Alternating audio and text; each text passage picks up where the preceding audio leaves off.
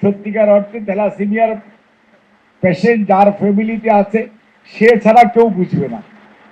ডায়ালাইসিসে কত খরচ হয়, যে রুগীর ডায়ালাইসিস লাগে ওই পরিবারটা খালি বুঝতে পারে, অন্যরা খালি ও এরকম রিয়াকশন করে শেষ।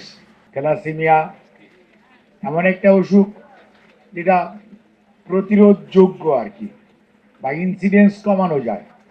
প্রতিরোধ পুরোটা করতে না পারলেও নাম্বার অফ পেশেন্ট এবং ইনসিডেন্স কমিয়ে আনা যায় যদি একটু সচেতন হওয়া যায়। বাট সচেতনতার মারাত্মক অভাব, এবং আমাদের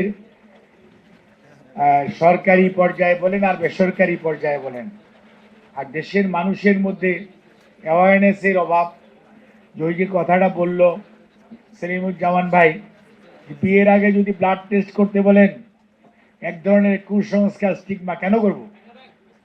এক ধরনের মানসিক দৈন্যতা এবং মূর্খতা থেকে আমরা এই ধরনের কথা বলে থাকি। বাট ভার্চুয়ালি বাচ্চার যখন কোন আইডি বা এনআইডি যেই কথাই হোক, ওটা যখন করা হয়, তখন যদি ইলেকট্রোফোরেসিস করতে তো বেশি টাকা লাগে না, 300-400 টাকা মাত্র খরচা হয়। এবং ব্লাড গ্রুপিং এর সাথে যদি ওটা করা থাকে, তাহলে ট্রেইটও বোঝা যাবে, কেরিয়ারও বোঝা যাবে, ডিজিজ কে আছে সেটাও বোঝা যাবে। ডিজিজ একটু আগেই বোঝা যাবে, কিন্তু ট্রেড বা কেরিয়ার এটা আপনি ইজিলি বাইর করতে পারেন। এবং ট্রেড বা কেরিয়ার যদি বাইর করতে পারেন, তাহলে তো সুবিধা হলো এই যে ট্রেড বা কেরিয়ার বিয়ে শাদীটা না হলেই কিন্তু থ্যালাসেমিয়া কমে যাবে। নর্মালের সাথে ট্রেডের বা কেরিয়ারের বিয়ে হলে কোনো সমস্যা নাই। এটা একটা সামাজিক সচেতনতা দরকার। তার আগে এই দেশে যারা রাজনীতি করে, ওই রাজনীতিবিদদের বোঝা দরকার যে দেশে অনেক সমস্যার মধ্যে এটাও একটা প্রতিরোধযোগ্য সমস্যা।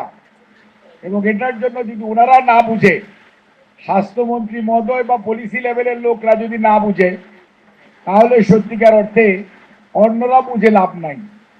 এবং পলিসি লেভেলে এটা বুঝার ব্যবস্থা করতে হবে যে ইয়েস, এটা একটা জাতীয় সমস্যা, এটা একটা প্রতিরোধযোগ্য সমস্যা, এটাকে আমরা প্রতিরোধ করতে পারি।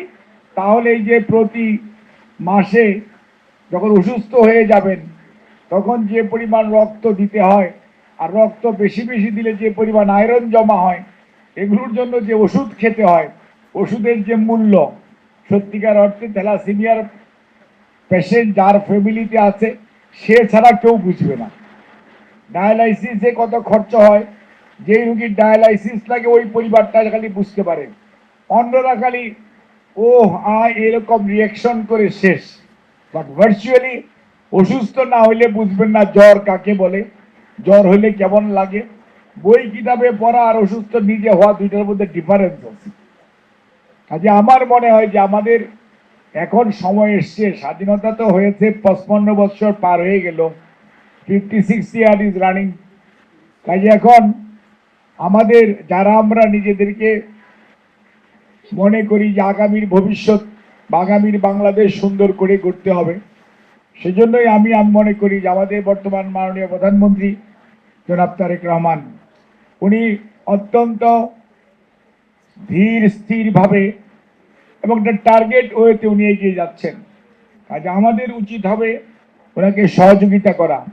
এবং সরকারের আমাদের একটাই কমিটমেন্ট বর্তমান সরকারের, সেটি হচ্ছে এই যে আমরা চাই মানুষের দুর্ভোগ বা কষ্ট না থাকুক।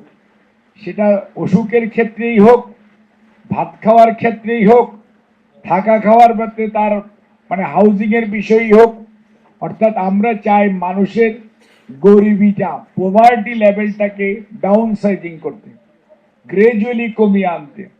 সেজন্যই সরকার কিন্তু জনকল্যাণমূলক বিভিন্ন কার্যক্রম যখনই অ্যাপ্রোচ করা হচ্ছে, প্রত্যেকটাতে নিজে উদ্যোগী হয়ে করছে এবং অন্যরাও প্রস্তাব নিয়ে গেলে সহযোগিতা করছে।